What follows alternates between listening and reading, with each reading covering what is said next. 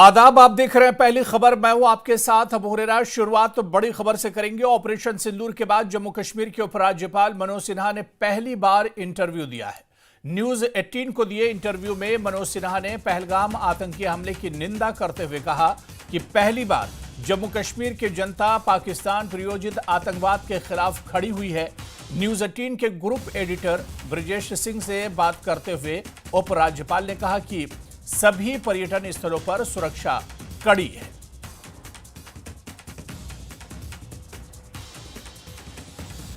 तो ऑपरेशन सिंदूर के बाद पहली बार जम्मू कश्मीर के ऊपर राज्यपाल मनोज सिन्हा ने इंटरव्यू दिया है। न्यूज 18 को दिए इंटरव्यू में मनोज सिन्हा ने पहलगाम आतंकी हमले की निंदा करते हुए कहा है कि पहली बार जम्मू कश्मीर की जनता पाकिस्तान प्रायोजित आतंकवाद के खिलाफ खड़ी हुई है। पूरे जम्मू कश्मीर से इसके खिलाफ आवाज उठी है। न्यूज 18 के ग्रुप एडिटर ब्रजेश सिंह से बात करते हुए उपराज्यपाल ने कहा कि सभी पर्यटन स्थलों पर सुरक्षा कड़ी है।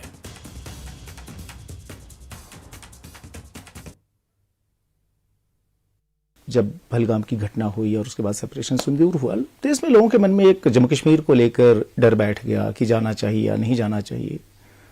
क्या कश्मीर के हालात पूरी तरीके से सामान्य हो गए हैं, ऐसा हम मान सकते हैं? और अगर सामान्य हो गए हैं तो बहुत सारे टूरिस्ट स्पॉट्स को आप लोगों ने बंद कर दिया था, उनको कब तक पूरी तरीके से खोल दिया जाएगा? नहीं, ये सच है कि 22 अप्रैल को जो घटना बैसरन घाटी में हुई पहलगांव के, उसके कारण एक दहशत का वातावरण पैदा हुआ। जिस तरह से निर्दोष निरपराध लोगों को निशाना बनाया गया, उससे स्वाभाविक रूप से एक भय का वातावरण बना। लेकिन उसमें एक जो सिल्वर लाइनिंग है, उसको भी मुझे लगता है कि उस पर ध्यान देने की जरूरत है।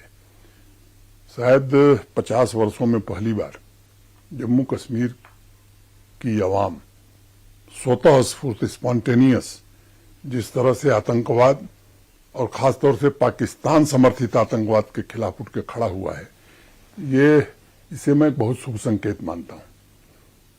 दुनिया भर में जहां भी इस तरह के आतंकवाद की घटनाएं होती हैं या कॉन्फ्लिक्ट जोन जिन्हें हम कहते हैं, जब आवाम खड़ी होती है तो मुझे लगता है कि आतंकवाद भी खत्म होता है। Security forces, Jammu Kashmir police ने बहुत ही सराहनीय काम किया है यहाँ। मैं उस आंकड़े पर बाद में आऊंगा। सामान्य तौर पर एक धारणा यहाँ थी कि टूरिस्ट को कभी अटैक नहीं किया गया था आतंकवादियों के द्वारा। अधिकांश जो प्रमुख पर्यटक स्थल हैं वो वहां सुरक्षा बल पर्याप्त संख्या में है। ये जो घटना जहां हुई वहां एक सरकारी कमरा भी नहीं है। कई लोग सवाल उठाते हैं, उस बहस में मैं नहीं पढ़ना चाहता हूं। उसके बाद एक सिक्योरिटी रिव्यू में यह फैसला किया गया था कि फिलहाल के लिए ऐसे टूरिस्ट स्पॉट जहां हम सुरक्षा नहीं दे पा रहे हैं उसको थोड़ी देर के लिए बंद करते हैं। लेकिन उसमें से अधिकांश हमने फैसला करके खोल दिया है। कुछ स्थान बचे हैं। जिस दिन हमने रिव्यू करके 15 या 16 स्थान खोले थे, उस दिन हमने कहा था कि फेज वाइज जो बाकी स्थान है वो भी खोल दिए जाएंगे। लेकिन ये जरूर तय किया है कि जहां भी पर्यटक स्थल है, पर्यटकों को जाने की अनुमति जहां मिलेगी, वहां सुरक्षा बलों का चाक चौबंद प्रबंध है, ये जरूर किया जाएगा। अभी श्री अमरनाथ जी की यात्रा चल रही है। कुछ दिन बाद फिर रिव्यू करके जो बाकी स्थान है उन्हें भी खोलने की कोशिश जल्द से जल्द की जाएगी। न्यूज 18 से बात करते हुए जम्मू कश्मीर के राज्यपाल मनोज सिन्हा ने अमरनाथ यात्रा पर बयान दिया। उन्होंने कहा कि भारी संख्या में श्रद्धालु बाबा बर्फानी के दर्शन कर रहे हैं। सुरक्षा के चाक चौबंद इंतजाम है। जम्मू कश्मीर की आम जनता श्रद्धालुओं का स्वागत कर रही है।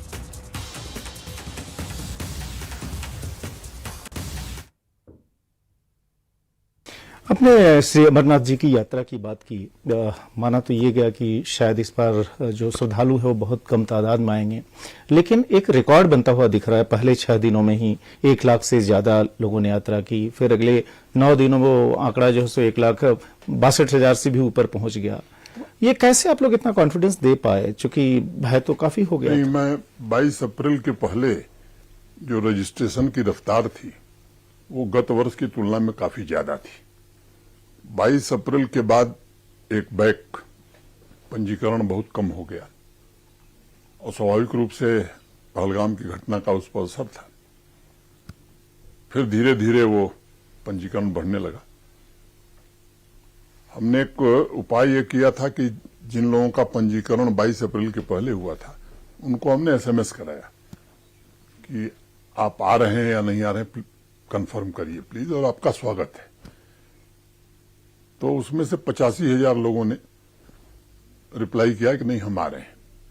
एट स्पॉट भी रजिस्ट्रेशन बहुत बड़ी संख्या में हमें करना पड़ा और आज जो मुझे बताया गया है दोपहर तक 1,66,000 से ज्यादा बाबा बर्फानी के भक्त दर्शन कर चुके हैं और अभी उत्साह उसी तरह है। एक उत्सव का माहौल है, देश के कोने कोने से और बाहर भी जो बाबा के भक्त हैं वो भी आ रहे हैं। जम्मू कश्मीर में भी उत्सव का एक माहौल है। यहाँ की आवाम, यहाँ का आम आदमी इन तीर्थयात्रियों के स्वागत के लिए पूरी तरह से तत्पर है। श्राइन बोर्ड और जम्मू कश्मीर प्रशासन ने मिलकर के यात्रियों की सुविधा की दृष्टि से भी काफी अच्छा प्रबंध किया है। पिछले 3-4 वर्षों में सुविधाएं जिस तरह से बढ़ी हैं, मैं समझता हूं कि देश भर के श्रद्धालु इस बात को जान चुके हैं और मुझे लगता है कि जहां विश्वास होता है, आस्था होती है, वहां कोई भय काम नहीं करता है। तो इनके रक्षक भगवान भोलेनाथ ऐसा विश्वास रख करके देश भर से लोग आ रहे हैं और सिक्योरिटी के भी चाक चौबंद इंतजाम है। 3 टियर सिक्योरिटी सिस्टम बनाया हुआ है। Army, CAPF, Jammu Kashmir police और पूरी मुस्तैदी से सुरक्षा के माकूल इंतजाम किए गए हैं। यात्रियों को सुविधा भी पर्याप्त मिले। मैं उम्मीद करता हूं कि बड़ी संख्या में लोग, वैसे इस बार की यात्रा कम दिनों की 38 दिनों की है, लेकिन बड़ी संख्या में श्रद्धालु आएंगे। और आपको बताते चलें कि उप राज्यपाल मनोज सिन्हा के साथ ये पूरी बातचीत, ये पूरा इंटरव्यू आप देख सकते हैं सुबह 9 बजे। आगे बढ़ेंगे। अमरनाथ यात्रा के लिए श्रद्धालुओं का 12वां जत्था जम्मू के भगवती नगर आधार शिविर से रवाना हुआ। इस जत्थे में 7,049 श्रद्धालु शामिल हैं जो 286 वाहनों से बालतल और पहलगाम मार्ग के लिए रवाना हुए। इसमें बालतल के लिए 138 वाहनों में 2,819 श्रद्धालु और पहलगाम के लिए 148 वाहनों में 4,158 श्रद्धालु रवाना हुए।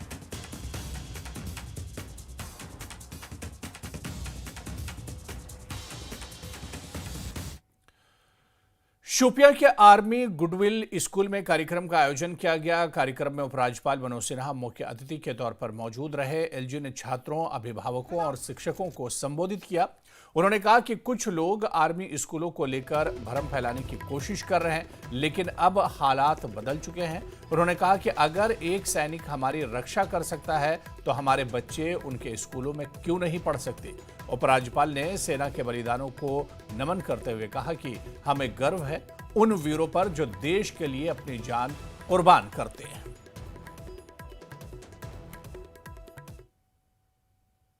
और बहादुर जवानों को भी सैल्यूट करता हूं। जहां इंडियन आर्मी पूरी मुस्तैदी से न सिर्फ देश की एकता, अखंडता की रक्षा करती है, बल्कि निस्वार्थ भाव से जम्मू कश्मीर के अवाम में एक नया और पॉजिटिव बदलाव लाने के पुनीत काम को भी आगे बढ़ाती है और इसका निर्वहन करती है। मैं सुन रहा था ध्यान से जब यहाँ के इंस्ट्रक्टर ने बताया कि लोग आना नहीं चाहते थे क्योंकि आर्मी का गुडविल स्कूल था। दुर्भाग्य कैसा है कि आर्मी के जवान आपकी रक्षा के लिए जान दे सकता है, लेकिन उसके द्वारा चलाए गए स्कूल में हम आना नहीं चाहते। इस तरह का एक इकोसिस्टम, इस तरह का एक नैरेटिव जानबूझ करके यहाँ बनाया गया था और मैं कह सकता हूं कि पिछले 5-6 वर्षों में उसमें बड़ा बदलाव आया है। जम्मू कश्मीर की स्वास्थ्य, शिक्षा एवं समाज कल्याण मंत्री सकीना इत्तू ने कहा कि 13 जुलाई को मारे गए लोगों को उनकी पार्टी सलाम और श्रद्धांजलि अर्पित करती है। उन्होंने बताया कि उनकी पार्टी ने इस संबंध में पहले ही उपराज्यपाल को एक पत्र भेजा है ताकि इस दिन मारे गए लोगों को उचित सम्मान और श्रद्धांजलि दी जा सके। इसके अलावा सकीना इत्तू ने अपने विधानसभा क्षेत्र डीएच पुरा के ददरैन, यारी खाह और नूराबाद में एक जल आपूर्ति योजना का उद्घाटन किया जो कई गांवों को पेयजल मुहैया कराएगी। ये वाकई में जो बहुत देरीना डिमांड थी, ये खासकर द्रंगबल वारी पोरा मंदगुरी का, क्योंकि मुझे लगता है कि द्रंगबल के जो लोग थे पिछले 30 बरसों से बेचारे, जब भी मैं गुजरती थी वो सिर्फ डिमांड करते थे और कुछ नहीं, पानी। एक टाइम पे फिर हाइड्रोलिक से मैंने उनके ट्यूबवेल कुछ करवाए, लेकिन बहुत देरीना मांग थी। इससे लगभग 30,000 के करीब जो है पॉपुलेशन कवर होती है। इसी तरह सियारपोरा और ये यारिखा का जो एरिया है, और उस साइड में इन्होंने मजगाम, हाकवास, बेंगवाड़, पूरी भटपोरा लेवल तक जो है उन्होंने इस वाटर सप्लाई स्कीम में उन एरियाज को भी कवर किया है। जगलपोरा, तो ये इनकी देरीना मांग, डिमांड इन 30,000 लोगों की थी, वो आज उमर अब्दुल्ला साहब की क़ियादत वाली सरकार ने पूरी की हैं, जो इनकी ये मांग, डिमांड थी। और मैं समझती हूँ कि ये खुशकिस्मती हैं, सबसे पहले हमारी और इसके बाद इन सब लोगों की खुशकिस्मती। और मैं इस पर शुक्रिया करूँगी इन ऑफिसर्स का भी, जिन्होंने दिन रात इस पर काम किया है। किश्तवाड़ में बीजेपी ने नेशनल कॉन्फ्रेंस सरकार के खिलाफ जबरदस्त विरोध प्रदर्शन किया। इस प्रदर्शन में पडर नागसैनी के विधायक सुनील शर्मा और किश्तवाड़ के विधायक और विपक्ष के नेता शगुन परिहार समेत कई वरिष्ठ बीजेपी नेता शामिल हुए। भारी संख्या में जुटे कार्यकर्ताओं और समर्थकों ने एनसी सरकार पर लोगों की उम्मीदों को नजरअंदाज करने, विकास कार्यों में विफल रहने और जनता की समस्याओं का समाधान न कर पाने का आरोप लगाया। बीजेपी नेताओं ने मंच से एनसी सरकार के कुशासन को जमकर कोसा और कहा कि जम्मू कश्मीर की जनता अब बदलाव चाहती है।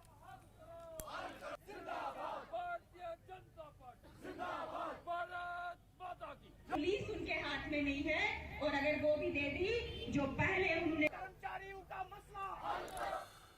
जम्मू कश्मीर कांग्रेस अध्यक्ष तारिक हमीद कर्रा ने आज यानी 13 जुलाई को लेकर चल रहे विवाद पर टिप्पणी करने से इनकार कर दिया। उन्होंने साफ कहा कि कांग्रेस इस संवेदनशील मुद्दे पर कोई राजनीति नहीं करेगी और ना ही किसी विवाद में पड़ेगी।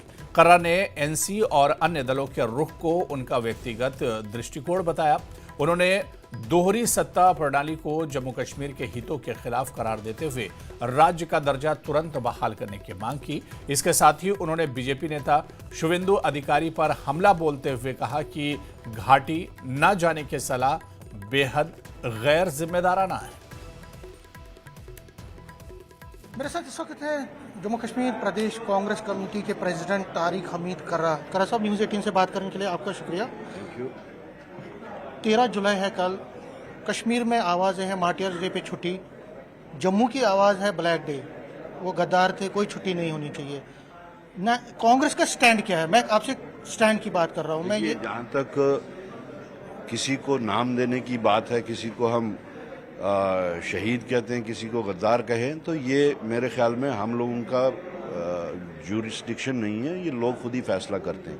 बाकी जहाँ तक कांग्रेस का ताल्लुक है, कांग्रेस अपने एजेंडा पे इलेक्शन लड़ा, अपने मैनिफेस्टो पे हमने काम किया और उसी मैनिफेस्टो और एजेंडा को लेके हमने, क्योंकि बीजेपी को ये आउट ऑफ पावर रखना था, उस वक्त हमने प्री पोल अलायंस करके सीट एडजस्टमेंट की। बाकी कौन क्या कहता है, हमने आप क्या कहते हैं, कांग्रेस क्या कहती है? क्योंकि देखिए इसमें लेटर्स लिखी गई, इसमें उमर अब्दुल्ला को लेटर लिखी गई, बहुत सारे लोगों ने, उमर अब्दुल्ला ने एलजी को लेटर लिखी है, गवर्नमेंट ऑफ इंडिया को। तो आपने क्या, आपका स्टैंड? जहाँ तक हमारा स्टैंड है, मेरा स्टैंड है, मैंने पार्टी का बार बार ये कहा है कि मैं किसी भी लीडर के कमेंट पे काउंटर कमेंट नहीं करता हूँ। उनका अपना एजेंडा है। आपका स्टैंड क्या है? स्टैंड हम ये जो हमारा इंडियन नेशनल कांग्रेस का जो स्टैंड है वो यही है कि हम कंटेंशियस इश्यूज में उतर के लोगों को फर्दर डिवाइड करने की कोशिश नहीं करते। नहीं, मेरा सवाल, आप जबरदस्ती मेरे मुंह से अच्छा आगे बढ़ने की कोशिश करें, वो नहीं निकलेगा। एक और सवाल है उर्दू की लैंग्वेज, उर्दू लैंग्वेज पे भी एक बड़ा इशू बन गया। आपका स्टैंड क्या है उस पर? हमारा स्टैंड बिल्कुल क्लियर है, बात हम कर चुके हैं कि इस वक्त जितनी भी लैंग्वेजेस हैं, चाहे वो इंग्लिश है, उर्दू है, हिंदी है, उनको कॉन्स्टिट्यूशनल बैकिंग है, वो all the languages are recognised. तो वक्त के गुजरने के साथ साथ लोगों ने, पहले उर्दू का चलन था, यहाँ पे जम्मू रीजन में भी, पंजाब, हर जगह यहाँ पे उर्दू का चलन हुआ करता था, लेकिन with the passage of time लोगों ने हिंदी पढ़नी शुरू की, लोगों ने इंग्लिश पढ़नी शुरू की। हमारे कश्मीर में हिंदी पढ़ा जाता है, तो उसमें ऑप्शंस जो हैं वो हो सकते हैं कि आपने जो लैंग्वेज आप जानते हैं उस लैंग्वेज में आप वो ऑप्शन दे सकते हैं और उसमें एग्जाम दे सकते हैं। तो ये इसको पॉलिटिसाइज करने के बजाय वो इस चीज को कहें कि हाँ वो ऑप्शंस क्रिएट किए जाएं जिसमें इम्तिहान दिया जा सकता है या पेपर दिया जा सकता है। रहुल्ला साहब हैं, अगर मेहदी रहुल्ला साहब, वो कहते हैं कि अगर टूरिस्ट कश्मीर आएगा वो कल्चरल इन्वेजन होगा, वो अल्कोहल को फैला रहे हैं, वो वहाँ पे टूरिस्ट जो है वहाँ पे लोगों को एक तरह से कल्चर पे एक हमला होगा। आपसे मैंने पहले ही कहा, एक तो हम किसी भी आप क्या मानते हैं, टूरिस्ट को वेलकम करना चाहिए या वो कल्चरल इन्वेजन करेगा? मैं उस पर भी आऊंगा। किसी भी लीडर के कंटेंशियस इश्यूज के ऊपर हम काउंटर कमेंट नहीं करते, because I don't want to create further confusions on the contentious issues. जहां तक उनके बयान से बाहर बात की जाए तो tourist are welcome everywhere. Tourist का चाहे वो जम्मू में हो, चाहे कश्मीर में हो, चाहे हमारे जो श्रद्धालु हैं वो हो, तो दे आर वेलकम एवरीवेयर। कौन क्या कहता है, I would not like to comment on that, but tourist are welcome.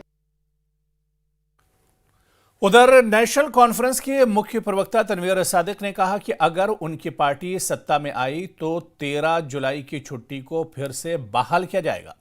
News 18 जेकेएलए से बातचीत में सादिक ने कहा कि पार्टी कार्यकर्ता इस दिन उन मारे गए लोगों की कब्रों पर प्रार्थना करेंगे जिन्होंने तानाशाही और अत्याचार के खिलाफ आवाज उठाई थी। उन्होंने बीजेपी और पीडीपी द्वारा दिए गए हालिया बयानों की आलोचना की।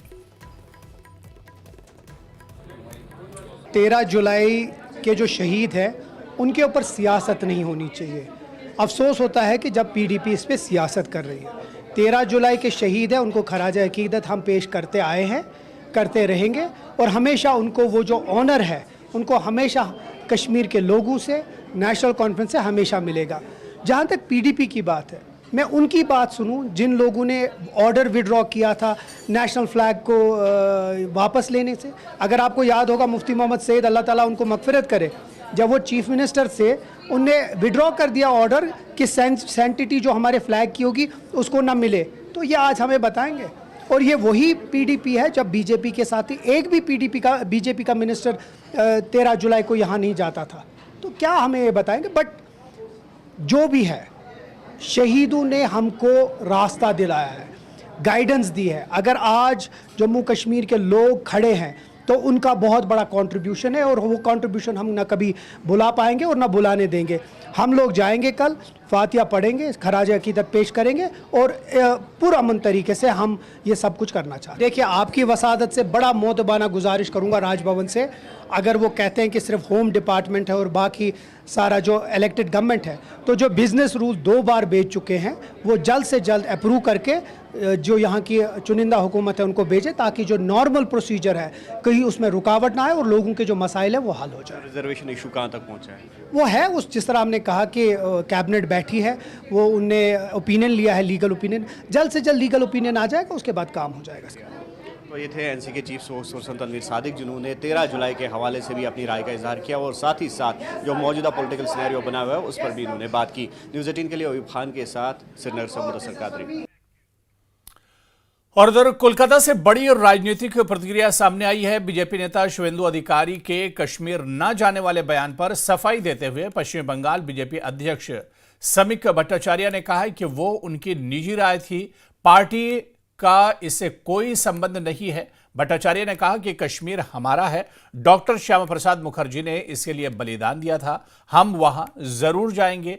उन्होंने कांग्रेस पर आजादी के बाद कश्मीर को अलग नजरिए से देखने का आरोप लगाया और ममता बनर्जी पर समाज को धर्म के नाम पर बांटने का आरोप लगाया। साथ ही पीओके को भारत में मिलाने की बात भी दोहराई। निजी मत है, पार्टी का स्टैंड से इसका कोई लेना देना नहीं है। कौन सा पर्सपेक्टिव में शुवेंदु अधिकारी जी ऐसा बयान दे दिया कि हमें इसका जानकारी नहीं है। पिछले 42 साल से मेरा जो राजनीतिक जीवन है, हम तो हिंदुस्तान में जहां भी गया, पार्टी का कार्यकर्ता का एक ही स्लोगन था, जहां हुए बलिदान मुखर्जी वो कश्मीर हमारा है। तो डॉक्टर मुखर्जी ने श्यामा कश्मीर के लिए अपने जीवन का बलिदान दे दिया। तो कश्मीर में हम लोग तो जाएंगे, कश्मीर हमारा है।